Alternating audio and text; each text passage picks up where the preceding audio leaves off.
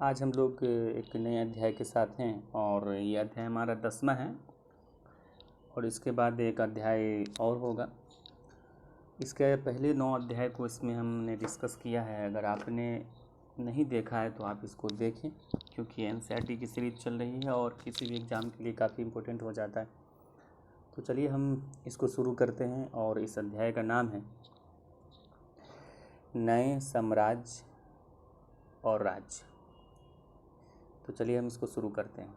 सबसे पहले हम प्रशस्तियाँ के बारे में बात करते हैं कि प्रशस्तियाँ क्या होता है। देखिए, प्रशस्तियाँ जो होता है प्रशंसा के में लिखी जाती हैं।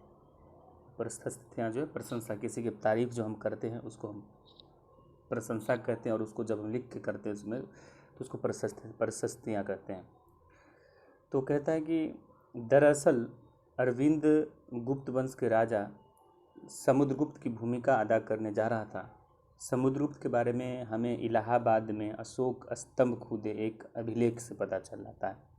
तो समुद्रगुप्त के बारे में जानकारी जो हमको मिलता है इलाहाबाद में अशोक स्तंभ पर खुदे एक अभिलेख से पता चलता है, जिसकी रचना समुद्रगुप्त के दरबारी कवि या मंत्री जो है हरिसेन ने किया था। तो इसमें हमको याद ये रखना है कि समुद्रगुप्त का जो इलाहाबाद स्तंभ लेख है उसके लेखक जो हरिसेन है, जो कि उनका एक दरबारी कवि था। और ये अभिलेख जो है एक विशेष प्रकार का है जिसे प्रशस्ति कहते हैं। तो ये जो हमारा इलाहाबाद में जो समुद्रगुप्त का अभिलेख मिला वो एक प्रशस्ति है। प्रशस्ति जो है यह एक संस्कृत शब्द है जिसका अर्थ होता है प्रशंसा। प्रशस्तियाँ लिखने का प्रचलन पहले भी था। हम लोगों ने अध्याय 9 में भी पढ़ा, गौतमीपुत्र सातकर्णी की प्रशस्तियों के बारे में पढ़ा, परंतु गुप्त काल में इनका महत्व जो है और बढ़ जाता है। प्रशस्तियों का जो गुप्त काल में महत्व बढ़ जाता है। अब हम देखते हैं समुद्रगुप्त की प्रशस्ति। समुद्रगुप्त की प्रशस्ति हमें क्या बताती है। कवि ने इसमें राजा को जो है योद्धा, युद्ध जीतने वाला, विद्वान और एक उत्कृष्ट कवि के रूप में भरपूर प्रशंसा की है, यहाँ तक कि उसे ईश्वर के बराबर बताने का प्रयास किया है। प्रशस्ति में लंबे लंबे वाक्य दिए गए हैं, वैसे एक वाक्य का यहाँ अंश जो है दिया हुआ है, जो कि इसमें बॉक्स के अंदर है कि कथा योद्धा समुद्रगुप्त, जिसका शरीर युद्ध के मैदानों में कुठारों, कुल्हारियों, भालों, बर्छों, तलवारों, लोहे, गदाओं, नुकीली तीरों, सैकड़ों हथियारों से लगे घाव के दाग से भर होने के कारण अत्यंत सुंदर दिखता है। ये एक तरह से उसकी प्रशंसा, समुद्रगुप्त की प्रशंसा में कहेगी एक सेंटेंस का यहाँ चर्चा किया गया। अब हम लोग देखते हैं कि कहता है कि हम जो है देखेंगे ये शब्द जो है तुम्हें पूर्वी समुद्र तट के साथ साथ इस क्रम में लाल बिंदु देखिएगा। और ये मानचित्र के बारे में बॉक्स दिया गया। हम नीचे चलते हैं इसमें कि देखिए इसमें कहता है कि ये जो है समुद्रगुप्त के बारे में है कि हरिसेन 4 विभिन्न प्रकार के राजाओं और उनके समुद्रगुप्त की नीतियों की चर्चा यहाँ किया गया है। सबसे पहला जो है कहा है कि समुद्रगुप्त का जो इसमें मानचित्र में नीचे दिया गया हरे रंग में वो आर्यावर्त है और यहाँ के 9 शासकों को इन्होंने पराजित किया था और अपने साम्राज्य में मिला लिया था। उसके बाद दक्षिणापथ है जहाँ के 12 शासक थे। आपको इसमें ये याद रखना है कि आर्यावर्त के 9 शासकों और दक्षिणावर्त के जो 12 शासकों को समुद्रगुप्त ने पराजित किया था और इन सब पर समुद्रगुप्त के समर्पण और उन्हें फिर से उन्हें शासन की अनुमति दे दी। तो देखिए ये 9 राज्य को जो जीता था इसको उसने अपने साम्राज्य में मिला लिया, लेकिन ये जो 12 राज्य है दक्षिणापथ के इसको समुद्रगुप्त ने जीता। उसके बाद क्या किया, समुद्रगुप्त ने फिर उसको जो है शासन करने की अनुमति इन सब जगहों पर दे दिया। पड़ोसी देशों के आंतरिक घेरा जो है बैगनी रंग के नीचे बैकवर्ड बॉक्स में दिया गया कि इसमें जो कहता है कि असम है, तटीय बंगाल, नेपाल, उत्तरी पश्चिमी सीमा के गढ़ है। समुद्रगुप्त के लिए ये उपहार लाते थे और उनकी राज्यज्ञों का पालन करते थे और उनके दरबार में उपस्थित होते थे। मध्य इलाके में शासक जिन्हें नीले रंग से रंगाया गया वो संभवतः कुषाण तथा शक वंश के थे, जो श्रीलंका के शासक भी थे और उन्होंने समुद्रगुप्त की अधीनता स्वीकार की और पुत्रियों का विवाह उन्होंने किया। तो ये जो है हमारा ये बॉक्स है, ये सारे बॉक्स है हम जो ऊपर पढ़ रहे थे, ये बॉक्स है हमारा। तो इसमें देखिए थानेश्वर यहाँ हो गया, मथुरा है, कन्नौज, पाटलिपुत्र, नालंदा, प्रयाग, उज्जैन, बल्लभी, भरूच, सातवाहन, अजंता, ये सब हमारा जो समुद्रगुप्त का क्षेत्र था। अमरावती, ऐहोल, चालुक्य, पल्लव, कांचीपुरम, चोल, ये सब, यानी कि इसमें जो था ये देखिए ये जो हमारा और हल्का रेड टाइप का है ये कलर का, ये सब जो है आंतरिक राज्य था और ये हमारा बाहरी राज्य का सिंबल है, ये हमारा आर्यावर्त का सिंबल है। अब हम इसमें कुछ एक संवत के बारे में बात की गई है। तो देखिए एक विक्रम संवत है, एक हमारा जो है विक्रम संवत है, एक कहता है कि 58 पूर्व प्रारंभ हुआ था, 58 ईसा पूर्व प्रारंभ किया गया था। और विक्रम संवत को परंपरागत रूप से गुप्त राजा चंद्रगुप्त द्वितीय के नाम से जोड़ा जाता है। और ऐसा कहा जाता है कि उन्होंने शकों पर विजय के प्रतीक के रूप में इस संबंध की स्थापना की थी और विक्रमादित्य की उपाधि धारण की थी चंद्रगुप्त दूसरे ने। अब हम इसकी वंशावली के बारे में देखते हैं। तो कहता है कि वंशावली जो है अधिकांश प्रशस्त शासकों के पूर्वजों के बारे में बताती है, यानी कि जो प्रशस्तियाँ लिखी जाती थी वो शासक के पूर्वजों के बारे में बताती थी। यह प्रशस्ति भी समुद्रगुप्त के पितामह यानी कि परदादा दादा माता के बारे में बताता है। माँ कुमार देवी लिच्छवीगण की थी और पिता चंद्रगुप्त के गुप्त वंश के पहले शासक थे। इन्होंने महाराजा धीराज की उपाधि धारण की। समुद्रगुप्त भी यह उपाधि धारण की। उन्हें दादा परदादा महाराजा के रूप में ही उल्लेख मिलता है और यह आभास मिलता है कि धीरे धीरे इस वंश का और महत्व बढ़ते गया। समुद्रगुप्त के बारे में हमें अनेक बाद के शासकों जैसे छोटे देखिए समुद्रगुप्त के बारे में हमें बाद में अनेक शासकों जैसे उनके बेटे चंद्रगुप्त द्वितीय की वंशावली से भी जानकारी मिलती है और उनके बारे में अभिलेखों में तथा सिक्कों से पता चलता है कि उन्हें पश्चिमी भारत और सैन्य अभियान के अंतिम शासकों को परास्त किया था। और बाद में ऐसा विश्वास है होने लगा कि उनका दरबार विद्वानों से भरा था। कवि कालिदास खगोल शास्त्री आर्यभट्ट उनके दरबार में रहते थे। किसके दरबार में? तो देखिए ये हमारे जो था कवि क्या कहते हैं, खगोल शास्त्री आर्यभट्ट था और कालिदास, तो ये सब हमारे जो है गुप्त व शासकों के दरबार में मतलब चंद्रगुप्त द्वितीय के दरबार में रहते थे। तो आपको इसको याद रखना है। अब हम हर्षवर्धन और उसके बुक हर्षचरित्र की बात करते हैं। जिस तरह गुप्त वंश के शासकों के बारे में अभिलेखों तथा सिक्कों से पता चलता है उसी तरह कुछ अन्य शासकों के बारे में उनकी जीवनी से पता चलता है। और ऐसे ही उन्हें राजा हर्षवर्धन थे जिन्होंने करीब 1400 साल पहले शासन किया था। दरबारी कवि वानभट्ट, हर्ष का दरबारी कवि जो था वानभट्ट था, उनकी जीवनी हर्षचरित्र थी। यानी कि हर्ष का जो दरबारी कवि था वानभट्ट उसने उसकी जीवनी हर्षचरित्र लिखी। उसमें हर्षवर्धन की वंशावली देते हुए उनके राजा बनने तक के वर्णन है। चीनी यात्री स्वयं त्वांग जिनके बारे में हम लोगों ने अध्याय में 9 में पढ़ा था, काफ़ी समय के लिए हर्ष के दरबार में रहते थे। मतलब कि हर्ष के दरबार में, इसको ह्वेनसोंग भी बोलते हैं, ह्वेनसोंग, ये हर्ष के दरबार में आए थे और उन्हें कुछ विस्तृत विवरण भी उन्होंने दिया है। हर्ष अपने पिता के बड़े बेटे नहीं थे और अपने पिता और बड़े भाई की मृत्यु होने पर थानेश्वर के राजा बने थे। उनके बहनोई कन्नौज के शासक थे। उनके बहनोई हर्ष के बहनोई कन्नौज के शासक थे। जब बंगाल के शासक ने उन्हें मार डाला तो कन्नौज हर्ष को कन्नौज अपने अधीन कर लिया और बंगाल पर आक्रमण कर दिया। मगध बंगाल को जीत कर उन्होंने पूर्व में सफलता मिली थी और अपनी सफलता अन्य जगहों पर नहीं मिली।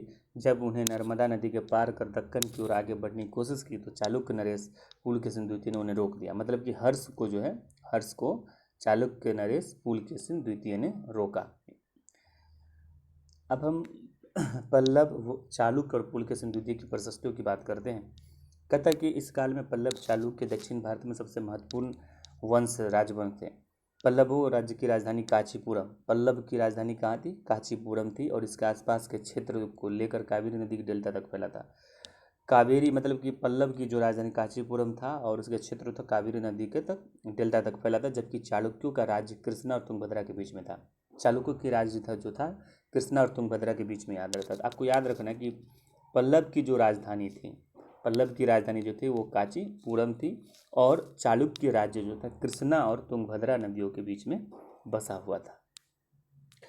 चालुक्यों की राजधानी और चालुक्यों की राजधानी ऐहोल थी। हम लोगों ने देखा कि पल्लवों की राजधानी कांचीपुरम, चालुक्यों की राजधानी ऐहोल। यह एक प्रमुख व्यापारिक केंद्र भी था। धीरे धीरे यह एक धार्मिक केंद्र भी बन गया और जहाँ एक मंदिर थे। पल्लव और चालुक्य एक दूसरे की सीमाओं पर अतिक्रमण करते थे, मुख्य रूप से राजधानियों को निशाना बनाते थे जो समृद्ध थे।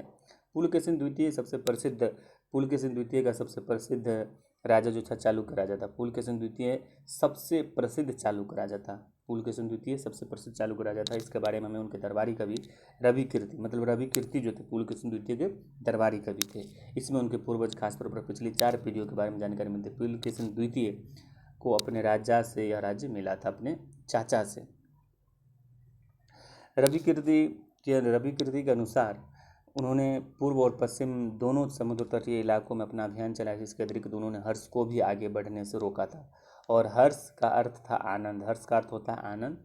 कवि यह कहता है कि इस पराजय के बाद हर्ष अब हर्ष नहीं रहा। पुलकेशिन द्वितीय ने पल्लव राजा के ऊपर आक्रमण किया। पुलकेशिन द्वितीय ने पल्लव राजा के ऊपर आक्रमण किया, जिन्हें कांचीपुरम की दीवार के पीछे शरण लेनी पड़ी थी। पर चालुक्यों की विजय अल्पकालीन थी। लड़ाई से दोनों वंश दुर्बल होते हैं। पल्लव और चालुक्यों को अंततः राष्ट्रकूट और चोल वंशों ने समाप्त कर दिया, और इसके बारे में हम लोग आगे के पढ़ेंगे। इन राज्यों पर शासन कैसे चलता था? कहता है कि इन राज्यों पर शासन कैसे चलता था। पहले राजाओं की तरह राजाओं के लिए भूमि का सबसे महत्वपूर्ण बना रहा, और प्रशासनिक इकाई गांव में बटे होते थे। प्रशासनिक इकाई गांव होते थे, लेकिन धीरे धीरे अनेक बदलाव आए, जैसे इसमें सामाजिक, आर्थिक, राजनीतिक, सैन्य शक्ति रखने वाले समर्थन जुटाने लगे। उदाहरण के लिए देखिएगा कि कहता है कि कुछ महत्वपूर्ण पद जो था, प्रशासकीय पद अनुवांशिक था, यानी कि वंशानुगत था, अर्थात बेटे अपने पिता का पद पाते थे, जैसे कि रवि हरिसेन उनके पिता की तरह दंड नायक थे। कभी कभी एक ही व्यक्ति कई पदों पर कार्य करते थे, जैसे कि हरिसेन एक महादंड नायक था। हरिसेन जो था एक महादंड नायक होने के साथ साथ कुमार मात्य था और महत्वपूर्ण मंत्री था और संधि विग्रहक था। संभवतः यह स्थानीय प्रशासन में प्रमुख व्यक्तियों का बहुत बोलबाला था, और इसमें नगर सृष्टि यानी कि मुख्य बैंकर या सारथवा यानी कि व्यापारियों काफिले और प्रथम कुलिक मुख्य शिल्पकार के लिए प्रधान होते थे। तो देखिए, इसमें हम ये ध्यान रखना है कि यहाँ जो स्थानीय प्रशासक का प्रमुख व्यक्तियों का बोलबाला था स्थानीय प्रशासन में, और ये जो था मुख्य बैंकर के रूप में, सारथवा के रूप में, व्यापारियों काफिले का जो नेता होता था, कुलिक के रूप में भी काम ये करते थे। इस तरह नीतियों का कुछ हद तक प्रभावशाली होते थे, पर समय के साथ साथ इनमें कुछ बदलाव इतने अधिक शक्तिशाली होते गए, सोच कर बताना। अब ये नए प्रकार की सेना। कुछ राजा अभी भी पुराने राजाओं की तरह सुसंगठित सेना रखते थे, जिसमें हाथी, घुड़सवार, रथ और पैदल सिपाही होते थे। इसके साथ साथ कुछ सेनानायक होते थे जो आवश्यकता पड़ने पर राजा को सैनिक सहायता देते थे, और इस सेनाओं को कोई नियमित वेतन नहीं दिया जाता था, बदले में इसको कुछ भूमि दे दी जाती थी, और ये दी गई भूमि पर ये कर वसूलते थे, और वे सेना तथा घोड़ों की देखभाल करते थे। साथ ही इसे युद्ध के लिए हथियार जुटाते थे, और इस तरह के व्यक्ति जो थे सामंत कहलाते थे, और जहाँ कहीं शासक दुर्लभ होते थे वो स्वतंत्र होने का प्रयास करते थे। आइए दक्षिण राज्यों की सभाएं की बात हम करते हैं। दक्षिण राज्यों में कहता है कि दक्षिण के राज्य जो हैं, इसमें दक्षिण के राज्यों की सभाओं के बारे में बात करते हैं। पल्लवों के अभिलेख में कई स्थानीय सभाओं का चर्चा है। पल्लव के अभिलेख में कई स्थानीय सभाओं की चर्चा है। इसमें से एक था ब्राह्मण भूस्वामियों के संगठन, जिसे सभा कहते थे। तो आपको इसमें ये याद रखना है कि सभा जो था, ये जो था ब्राह्मण भूमि स्वामियों यानी कि ब्राह्मण भूमि स्वामियों का संगठन था, जिसको हम सभा कहते थे। और ये सभाएं उपसमितियों के जरिए सिंचाई, खेती बाड़ी से जुड़े होते थे। विभिन्न काम जैसे सड़क निर्माण, स्थानीय मंदिरों को देख रेख आदि के काम करते थे। जिन इलाकों में के भूस्वामी ब्राह्मण होते थे उनके नामक ग्राम सभा होने की बात कही जाती थी। और नगरम व्यापारियों का एक संगठन होता था। नगरम जो था वो व्यापारियों का हमारा एक संगठन होता था। तो आपको ये भी मुझे याद रखना है कि नगरम जो था व्यापारियों का संगठन होता था। संभवतः इन पर सभाओं पर धनी और शक्तिशाली भूस्वामी व्यापारियों का नियंत्रण था, और इनमें बहुत से स्थानीय शताब्दियों तक काम करते रहते थे। उस ज़माने के आम लोग, अब हम बात कर रहे हैं उस ज़माने के आम लोग के बारे में। जनसाधारण थोड़ी सी बहुत झलक नाटकों की कुछ स्रोतों मिलती है। कालिदास ने अपने नाटकों में राजदरबार के जीवन का चित्रण किया है, और प्रसिद्ध है। इन नाटकों में एक रोचक बात यह थी कि राजा और अधिकांश ब्राह्मण को संस्कृत बोलते हुए दिखलाया गया था, जबकि अन्य लोग जो था, महिलाएं जो थी, वो प्राकृतिक बोलता था। मतलब कि जो राजा थे और अधिकांश लोग जो थे वो ब्राह्मण संस्कृत बोलते थे, लेकिन जो आम लोग थे और महिलाएं वो प्राकृत भाषा बोलते थे। इनका सबसे प्रसिद्ध नाटक जो था अभिज्ञान शकुंतलम था।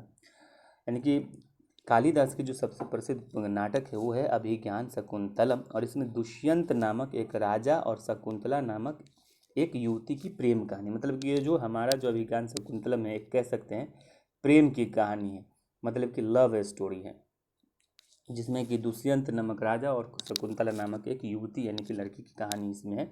और इस नाटक में जो गरीब मछुआरे के साथ राज कर्मचारी के दुर्व्यवहार की भी बात कही गई है।